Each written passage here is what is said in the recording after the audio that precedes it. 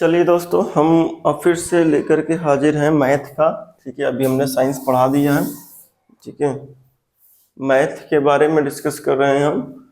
अगली जो प्रश्नावली थे हमारे पास 3 जो भी आपके पास में 4, जो भी आपके पास 3.4 जो है हमारे पास में, इस प्रश्नावली में हमने जो डिस्कस किया था 3.4 में बहुत ढेर सारे क्वेश्चन डिस्कस कर लिए थे। पुरानी बुक के अकॉर्डिंग मैं बता रहा हूँ 3.4 जो है वो पुरानी बुक के अकॉर्डिंग है बेटा। ठीक है,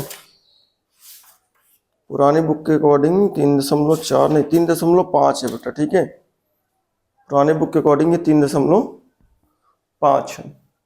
ठीक है, उसका जो आपके पास में तीसरा सवाल आपके पास ये है। इस तीसरे सवाल को हम सॉल्व करते हैं, कैसे सॉल्व कर सकते हैं। ठीक है, नई बुक में ये प्रश्नावली है ही नहीं है बेटा, ध्यान रखिएगा।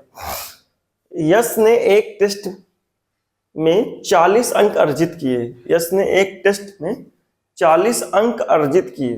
कितने अंक पाता है? 40 अंक पाता है। जब उसे प्रत्येक सही उत्तर पर 3 अंक मिले, जब उसको सही उत्तर देगा तो 3 अंक मिलेंगे, तथा अशुद्ध उत्तर पर 1 अंक कटौती कर ली जाएगी आपके पास में। ठीक है, एक उत्तर जो सही होगा उस पर 3 अंक दिए जाएंगे, और अगर गलत उत्तर हुआ तो 1 अंक की कटौती कर ली जाएगी। ठीक है, क्या कर लिया जाएगा? 1 अंक की कटौती कर ली जाएगी। समझिए बात ये। तो इस तरीके से हमारे पास में आगे कब मिलता है 40 अंक?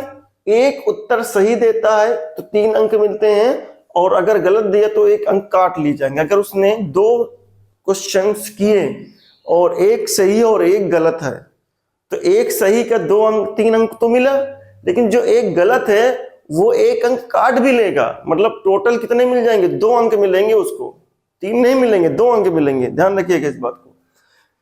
अंक की कटौती गई यदि उसे सही उत्तर पर 4 अंक मिलते हैं। यदि उसे सही उत्तर पर 4 अंक मिलते हैं तथा अशुद्ध उत्तर पर 2 अंक मिलते हैं।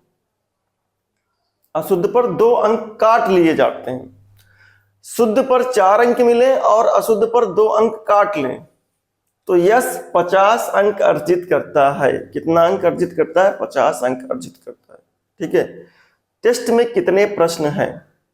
यश जब टेस्ट देने गया, आप भी जब टेस्ट देने जाते हैं तो सारे क्वेश्चन अटेम्प्ट करके आते हैं, तो उसमें से आप कुछ गलत करते हैं, कुछ सही करते हैं। तो गलत उत्तर और सही उत्तर का अगर हम योग कर दें तो हमें टोटल प्रश्नों की संख्या मिल जाती है। यही है सवाल। टोटल प्रश्नों की संख्या क्या है? आपने कितना गलत किया है और आपने कितना सही किया है। इवन आप इंश्योर करिए कि आपने पूरा क्वेश्चन पेपर अटेम्प्ट करके आया है, ये नहीं कि आपके पास कुछ छोड़ के भी आए हो। ठीक है, जितना अटेम्प्ट करके आए हैं उसकी बात कर रहे हैं, क्योंकि जो आप करेंगे ही नहीं उसका मार्क्स नहीं कटेगा। करेंगे तो कटेगा या मिलेगा आपके पास में। तो इंश्योर कर लेते हैं कि आपने पूरा सवाल किया हुआ है, तो कुछ सही किया कुछ गलत किया। जो सही किया उसके मार्क्स मिले, जो गलत किया उसका मार्क्स कट गया। तो आपने सही उत्तर क्या, आपके पास टेस्ट में सही उत्तर क्या है? ठीक है,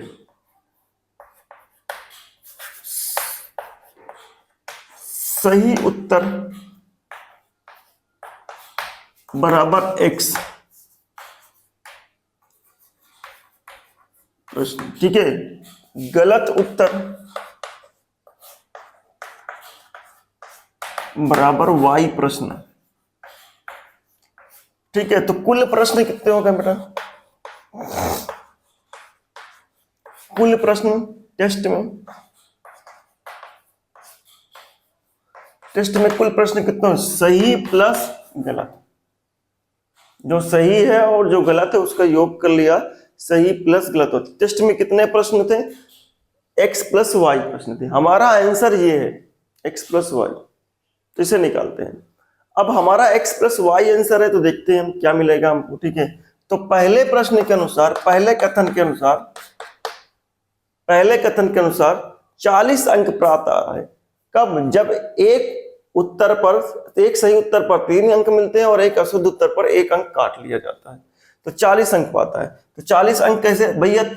कितने उत्तर सही किए उसने? x कि सही उत्तर कितना? x प्रश्न के एक्स प्रश्न को सही उत्तर है तो एक उत्तर का 3 अंक, सही उत्तर का 3 अंक मिलता है। तो एक्स प्रश्न किया और उत्तर सही आए तो कितने अंक मिलेंगे? 3x मिलेंगे। फिर एक गलत उत्तर का y प्रश्न है, गलत उत्तर क्या है? y प्रश्न है, और एक प्रश्न का 1 अंक काटा जाता है, तो y प्रश्न का कितना अंक काटा जाएगा? y इंटू 1, और टोटल मिलाकर के 40 अंक प्राप्त करता है। फिर से समझिएगा, एक सही उत्तर में 3 अंक प्राप्त करता है, तो एक सही उत्तर दिया उसने तो कितना अंक प्राप्त करेगा? 3x। अब गलत भी किया है, उसके मार्क्स भी कटेंगे। ये वही वाली बात है, आपने जो कमाया वो तो है, लेकिन जब आपने गलत किया, सिंपल जो गलत किया वो नंबर तो दिया नहीं आपको, लेकिन जो आपने कमाया उससे भी काट करके लेके चला गया। ठीक है, तो आप इस बात को ध्यान रखिएगा कि अगर आप 2 मार्क्स, 2 आपने उत्तर, 5 उत्तर सही किया और गलत एक भी नहीं किया, ठीक है, आपके पास तो 5 में से 3 अंक दिया गया आपके पास में, तो कितना मिला आपके पास में? 15 मार्क्स। तो ये 15 मार्क्स श्योर है आपके पास में। अगर आपने कोई गलत कर दिया होगा तो इससे भी कम हो जाएगा। ठीक है, तो आपके पास टेस्ट में जब भी आपके पास सवाल आते हैं जिसमें माइनस मार्किंग होती है, उसमें आप इंश्योर कर लीजिएगा आप केवल सही प्रश्न ही करके आएंगे, गलत आपको अंधी नहीं मारना है। अंधी मार दिए तो आपके घर से भी नंबर चला जाएगा और आपका सिलेक्शन रुक सकता है। सिलेक्शन आपको जिसको पाना है, आप जितने सवाल आ रहे हैं बस उतने ही करके आइए, वही सवाल उतने ही आपको सिलेक्शन दिला देगा। वो गलत सवाल मत करके आइएगा, गलत सवाल अगर करके आए तो सिलेक्शन आपका रुक जाएगा बेटा, ध्यान रखिएगा इस बात के लिए। ठीक है, रुक सकता है आपके पास में, क्योंकि वो जाहिर सी बात है वो सही भी हो सकता है, गलत भी हो। अगर सही हो गया तो ठीक है, मार्क्स में, गलत हो गया तो आपके मार्क्स देगा नहीं, लेकिन काट के लेके चला जाएगा। जो सिलेक्शन होना भी है वो भी नहीं होगा आपके पास। जिसमें श्योरिटी है वही आप आंसर दे के आइएगा। ठीक है, तो यहाँ पास वही है कि आपके पास जो गलत हुआ वो तो मार्क्स दिया नहीं, जो गलत हुआ वो मार्क्स दिया नहीं, लेकिन घर से जो आपके पास सही उत्तर का मार्क्स मिला था उससे भी कुछ लेकर चला गया वो। ठीक है, तो ये तो बात वही हुई, हम तो डूबेंगे सनम, तुमको भी लेकर डूबेंगे। मतलब हम तो गलत हो ही गए, उसके मार्क्स तो देंगे ही नहीं, लेकिन तुम्हारे घर से जो मार्क्स पाए हैं, तुमने जो सही उत्तर के मार्क्स पाए उससे भी काट करके लेके चले जाएंगे। तो ये वही बात है आपके पास में, हम तो डूबेंगे सनम, तुम्हें भी लेकर के डूबेंगे। तो 3x minus Y equal to 40 marks पाया। ठीक है, दूसरा हमारे पास क्या है कि यदि उसे सही उत्तर पर 4 अंक मिलते हैं तो कितने सही उत्तर किया x, तो कितने अंक मिलेंगे सही के? 4x। और एक उत्तर पर 2 अंक काट लिए जाते हैं तो कितने उत्तर गलत किए? y, तो कितने अंक कटेंगे? 2y। सही में से इतना भी चला जाएगा, ये अंक सही के हैं लेकिन इसमें से कुछ मार्क्स कट जाएंगे और मिलेगा कितना? 50। अब इसके देखिए 2 समीकरण बन गए, गुणांक बराबर कर दीजिए, 2 का ऊपर गुणा कर दीजिए, गुणा समीकरण 1 में करने पर जैसे आप करेंगे तो 6x 2y is equal to 80, 4x 2y is equal to 50। आप देख लें, खत्म। तो 2x इज इक्वल टू ये कितना हुआ? 30। तो x की वैल्यू आ गई बेटा, x की वैल्यू आ गई आपके पास में, x की वैल्यू आई 15।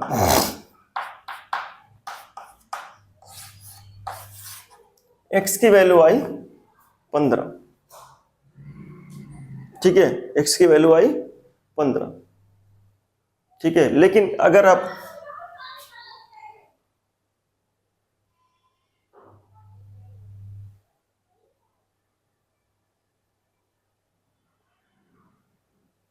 अब x बराबर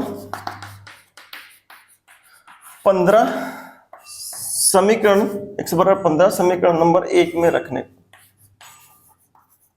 जैसे रखेंगे तो क्या मिलेगा?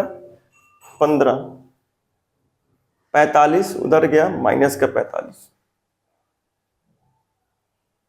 ठीक है, 15, 45 उधर गया माइनस का 45, माइनस y बराबर माइनस का 40 माइनस का 45, y की वैल्यू आ जाएगी यहाँ से माइनस का 5 मिलेगा तो y की वैल्यू आएगी बेटा +5। यानी उसने गलत उत्तर कितने दिए? 5, सही उत्तर कितने दिए? 15। तो कुल प्रश्न कितने हो गए बताइए भाई? x + y मतलब 15 + 5। प्रश्नों की संख्या क्या है टेस्ट में? 20। कितनी है? 20 है बेटा। ठीक है, तो आपको सही समझ में आया होगा। Pause the video, note down फटाफट करिए, नोट करिए इसको। अगला सवाल लगाते हैं हम।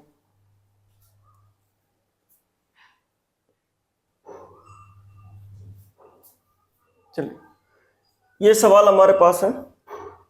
सवाल आपको देखिए बहुत बड़ा सवाल है, बहुत बड़ा मतलब कंसेप्ट आपके पास सवाल दिख रहा है बड़ा, लेकिन कंसेप्ट एकदम नॉर्मली है आपके पास में। एक राजमार्ग पर स्थान ए और बी 10 किलोमीटर की दूरी पर है। ठीक है, तो मान लेते हैं, मैं यहाँ डायग्राम बना के समझाऊंगा आपको। बस एक राजमार्ग ए है, ठीक है, एक राजमार्ग बी है, मतलब राजमार्ग है, उस पर एक स्थान ए है, स्थान बी है, इनके बीच की दूरी कितनी है? 100 किलोमीटर। ये सवाल कह रहा है आपके पास। ठीक है, एक कार ए से तथा दूसरी कार बी से एक ही समय, ए से और बी से दो कारें स्टार्ट हो रही हैं। एक कार ए से तथा दूसरी कार बी से, यहां से दोनों जगह से कारें स्टार्ट हो रही हैं।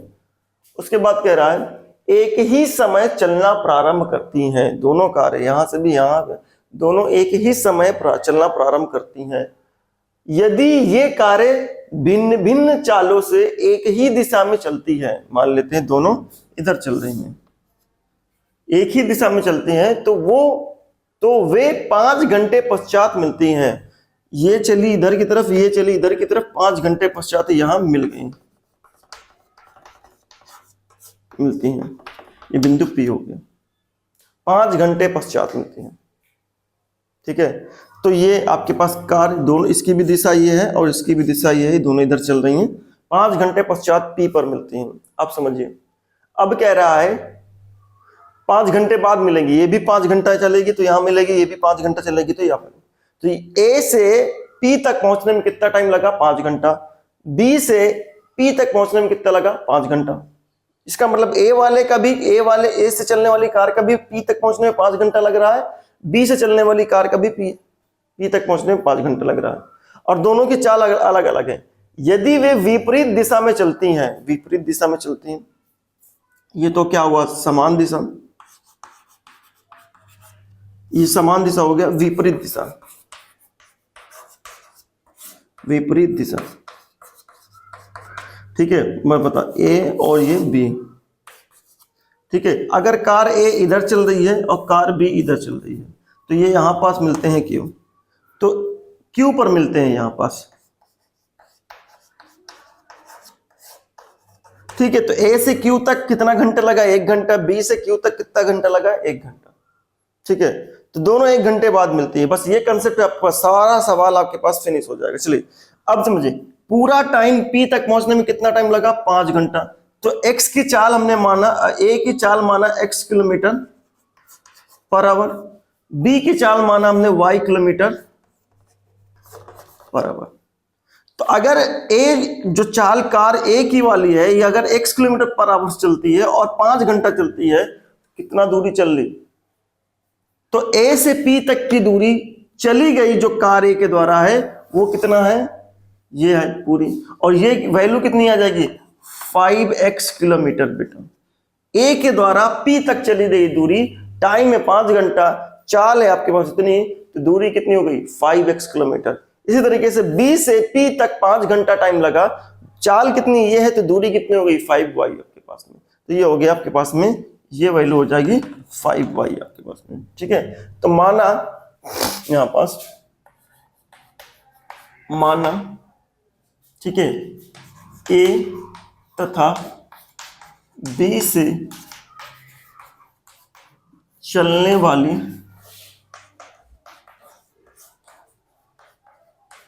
कारों की चाल क्रमशः x किलोमीटर पर आवर, ठीक है, और y किलोमीटर पर आवर। ये हमको मान लिया हमने। अब जब हमने मान लिया तो कथन पहला 5 घंटे पश्चात मिलती हैं।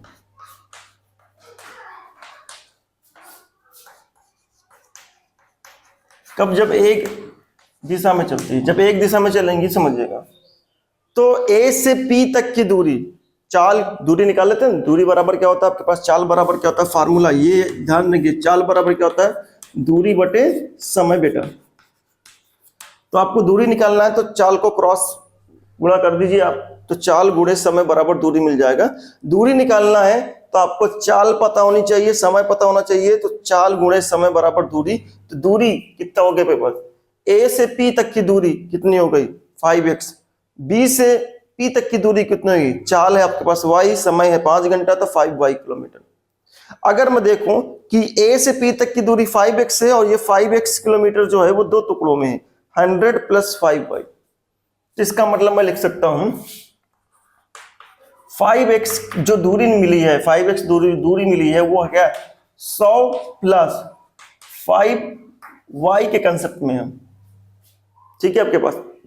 तो 5x 5y 100 कितना मिला? x को 5 कॉमन ले लीजिए, उधर डिवाइड, x - y = कितना मिला? डिवाइड करेंगे हम 5 से, तो 5 दूनाई 10, 20 मिलेगा, समीकरण नंबर 2, ठीक है। इसी प्रकार जब वो विपरीत चलेंगे, विपरीत,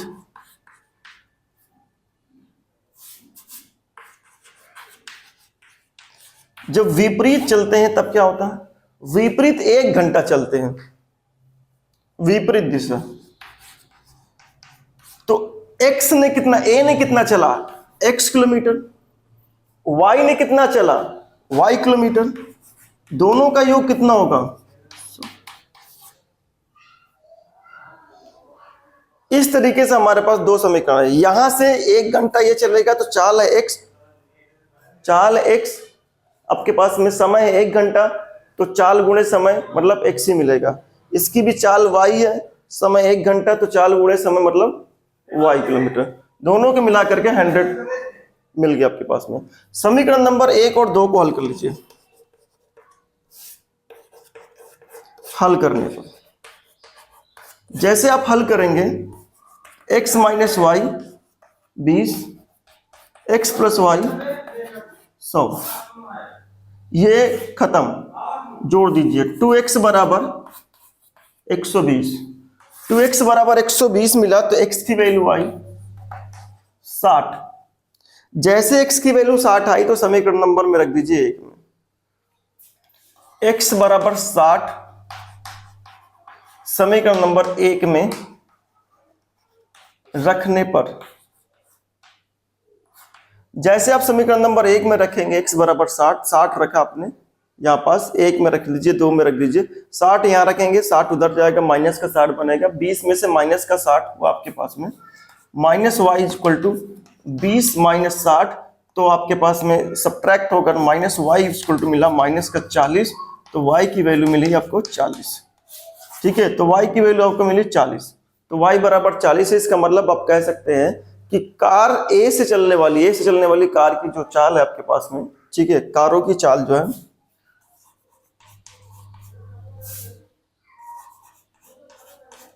कारों की चाल A से कितना है? A से चलने वाली आपके पास में, A से चलने वाली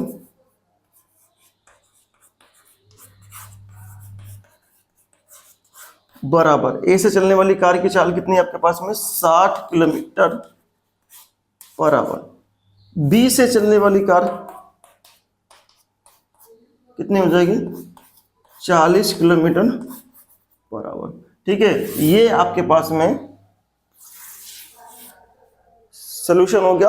आई होप आपको समझ में आया होगा। Pause the video and note down बेटा, फटाफट नोट कर लीजिए।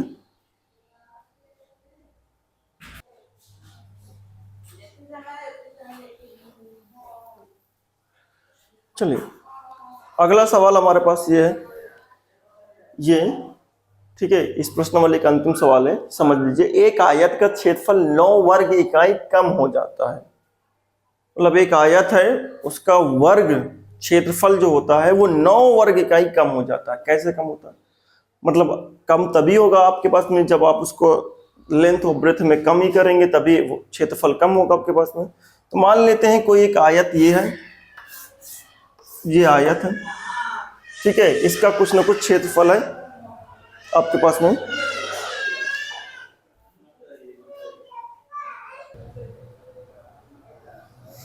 चलो ये आयत है आपके पास में, कुछ रहा होगा ये आयत, इसका कह रहा है इसका क्षेत्रफल 9 वर्ग इकाई कम हो जाता है। कब कम हो जाता है? कह रहा है कम हो जाता है यदि उसकी लंबाई 5 इकाई कम कर दी जाती है और चौड़ाई 3 इकाई बढ़ा दी जाती है। मतलब ये जो लंबाई है इसको कम कर दी जाए, ठीक है, लंबाई को कम कर दी जाए और चौड़ाई को बढ़ा दी जाए। इस तरीके से चौड़ाई को बढ़ा दी जाए, इसे इस तरीके से। तो जो आयत पहले था आपके पास में, ये आयत, ये जो आयत है इसका आपके पास क्षेत्रफल कम हो जाता है। इसी तरीके से आप यदि हम लंबाई को 3 इकाई और चौड़ाई को 2 इकाई बढ़ा दें, लंबाई को 3 इकाई, लंबाई जो पहले थी इसको और बढ़ा दें और चौड़ाई को और बढ़ा दें, तो जाहिर से बात है लंबाई चौड़ाई बढ़ा दोगे तो क्षेत्रफल बढ़ ही जाएगा। लेकिन कितना बढ़ेगा? पहले वाले से 67 वर्ग इकाई बढ़ जाता है। ये जो बढ़ और घट रहा है ये पहले की तुलना में है, ध्यान रखिएगा। पहले जो क्षेत्रफल रहा होगा उसकी तुलना में घट रहा है और उसी की तुलना में बढ़ रहा है। आई होप आपको समझ में आया होगा, ठीक है। तो मान लेते हैं कि पहले आपके पास आयत कैसा रहा होगा। पहले का आयत ये है,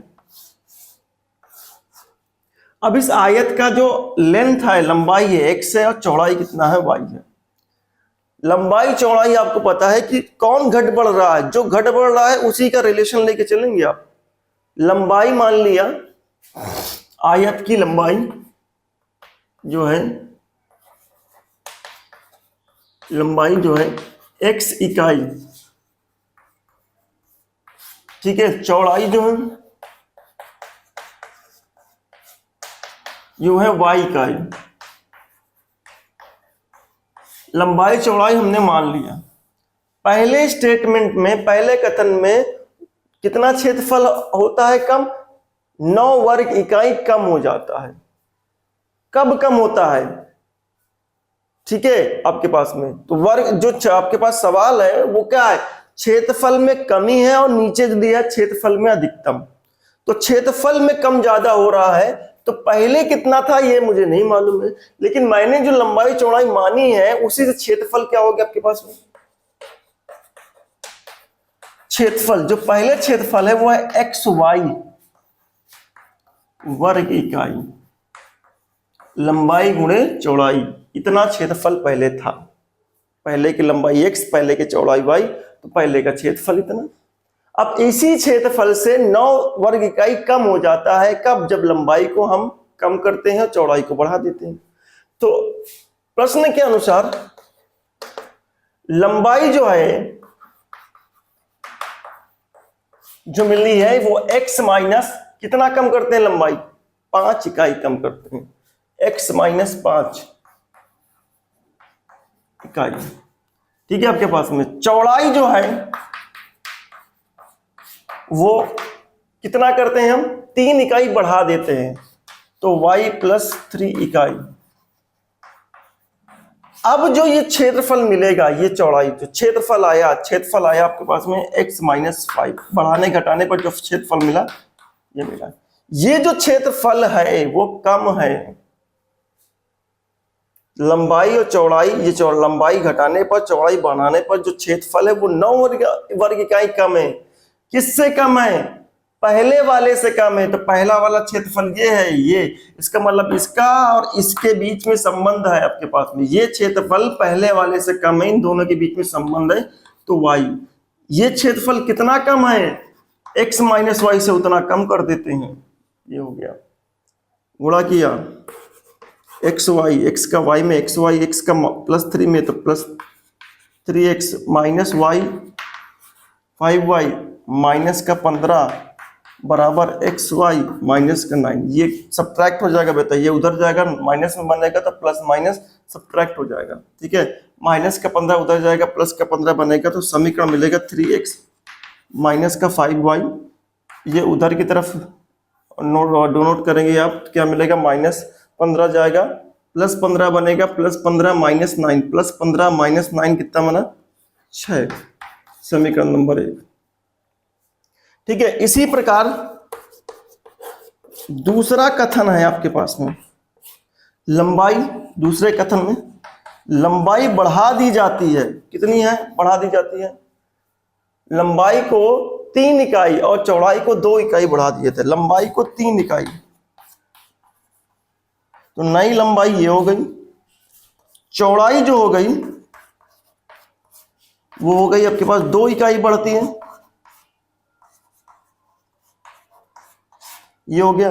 अब लंबाई चौड़ाई दोनों बढ़ गई है, तो क्षेत्रफल क्या होगा बढ़ने पर, x प्लस 3 लंबाई गुणे चौड़ाई, लंबाई गुणे चौड़ाई, क्षेत्रफल, ये जो क्षेत्रफल है इसके बारे में बात हो रही है, ये क्षेत्रफल जो है, तो क्षेत्रफल 67 वर्ग इकाई बढ़ जाता है, किससे बढ़ जाता है, पहले वाले से, घटा बढ़ा आप पहले वाले में रहे हैं, ठीक है।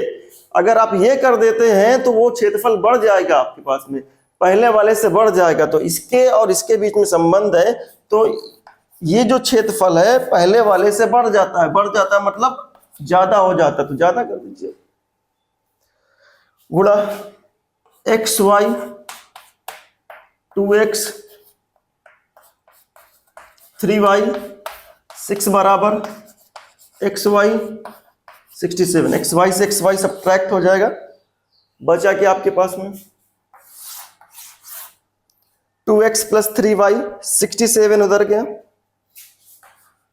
2x प्लस का 3y 67 उधर गया, आपके पास में 61 बन जाएगा, 6 उधर जाएगा, माइनस का 6 बनेगा, माइनस का 6 मतलब 67 में से माइनस का 6 मतलब 61 बन जाएगा, ये समीकरण नंबर 2 हो गया। समीकरण नंबर 1 और 2 को देखिए, गुणांक बराबर नहीं है ना x के ना y के, तो बराबर करिए, क्या करेंगे, x को बराबर कर लेते हैं, ठीक है। समीकरण नंबर 1 में 2 का एवं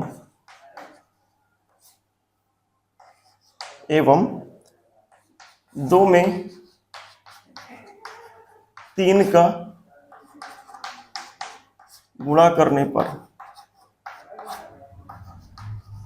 जैसे आप गुणा करेंगे तो क्या मिलेगा, जैसे ही गुणा करेंगे आप, ठीक है, आपके पास में जैसे गुणा करेंगे तो क्या मिलेगा, कैलकुलेशन में, ये मैं हटा दे रहा हूं, इसको समझ लीजिए, हटा दे रहा हूं, ठीक है।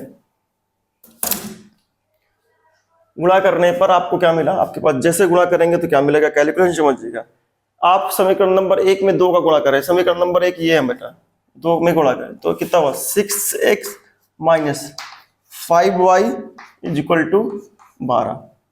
समीकरण नंबर 2 में 3 का गुणा कर रहे हैं, तो 6x प्लस 9y, 3 1 जा 3 और 3 6 जा 18, ठीक है। ये हो, अब क्या करेंगे, सब्ट्रैक्ट कर दीजिए, ये खत्म, ये कितना बना, माइनस का 14y, ये सब्ट्रैक्ट कर दीजिए आप, 1 7 और 1, ठीक है। इस तरीके से ये बनेगा आपके पास में, तो y की वैल्यू कितनी निकल के आएगी, y की वैल्यू, एक मिनट कुछ तो मिस्टेक चल रहा है, 3 का गुणा हमने किया, 3 3 6 3 3 9 3 1 3 3 6 18, ठीक है। उसके बाद हमने जब 2 का गुणा किया, 2 3 6 तो 5 6 10, 2 6 12,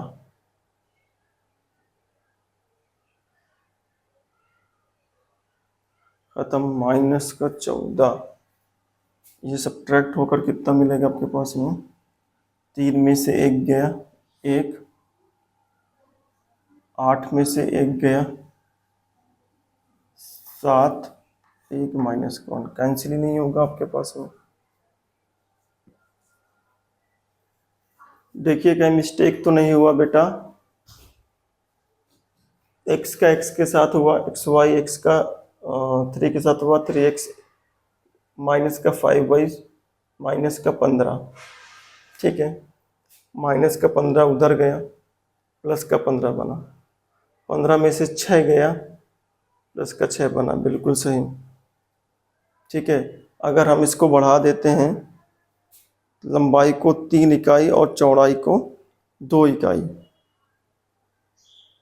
बढ़ा देते हैं, ठीक है। सवाल देखते हैं क्या है हमारे पास में, कुछ तो मिस्टेक है सवाल में, गलत ही हमने छाप दिया क्या। यदि लंबाई को हम 3 इकाई और चौड़ाई को 2 इकाई बढ़ा दें तो क्षेत्रफल 60 बढ़ जाता है। 2 इकाई 3 इकाई बढ़ाया हमने 67,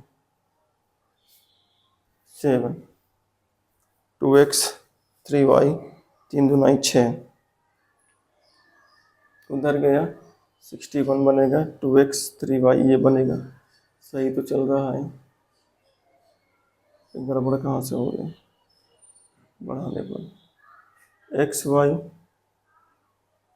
3x माइनस का 5y माइनस का 15 माइनस 6, सवाल 2 का गुणा 2 3 6, 2 पंचे 10 और 2 छंग 12, 3 का गुणा किया हमने, 3 दूनी 6, 3 त्रिका 9, 3 एक 9 3, 3 छंग 18, ये भी सही है। Calculation y is equal to कितना हुआ, कटेगा नहीं यार, y की वैल्यू दशमलव में आ रही है, 1 मिनट बेटा।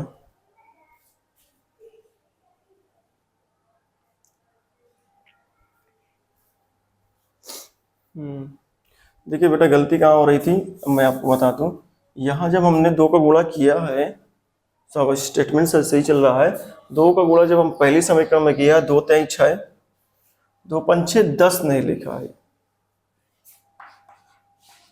ये, ठीक है। अब सही हो जाएगा, ये माइनस का 19 आएगा इक्वल टू माइनस का 71, वही तो मैं कह रहा था साला कट नहीं रहा है, ठीक है। तो अब डिवाइड करेंगे तो y की वैल्यू क्या आ जाएगी, 9 आ जाएगी। y बराबर 9 समीकरण में रख दीजिए, y बराबर 9 समीकरण नंबर 1 में रखने पर, ठीक है, 1 में रख दीजिए, 2 में रख दीजिए, 2 में रख दीजिए, समीकरण नंबर 2 में रख दीजिए, 2 में रखने पर आपको इजी हो जाएगा। 9 रखिए 2 में, 9 त्रिक 27